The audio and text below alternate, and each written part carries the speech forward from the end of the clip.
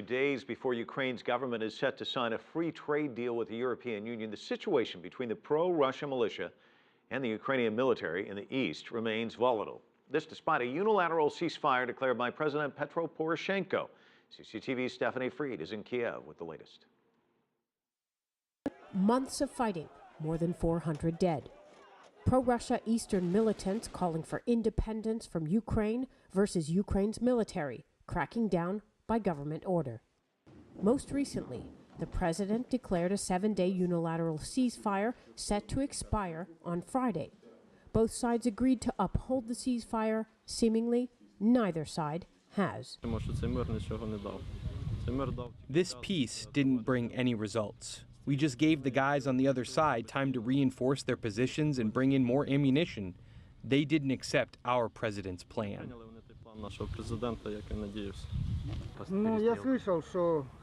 I heard that there was supposed to be a ceasefire, that there was an agreement.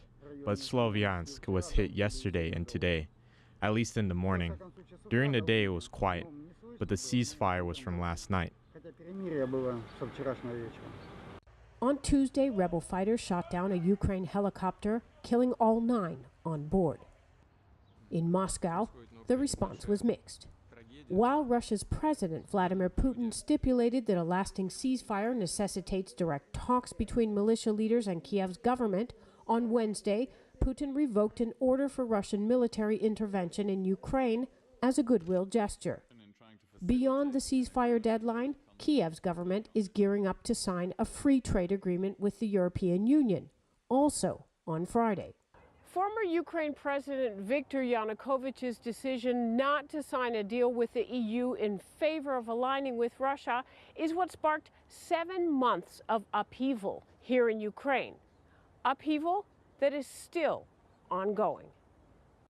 Economic analysts say that while in the long term a free trade agreement with Europe will benefit Ukraine, there will be growing pains. We experts, we do not expect miracles from the agreement. We do not expect that, next year Ukrainian GDP would be doubled.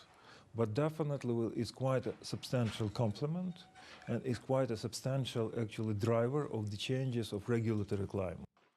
The more immediate response to Friday's signing, most likely an uptick in violence in the east carried out by the parties most opposed to the notion of deal-making with Europe. Stephanie Freed, CCTV, Kiev, Ukraine.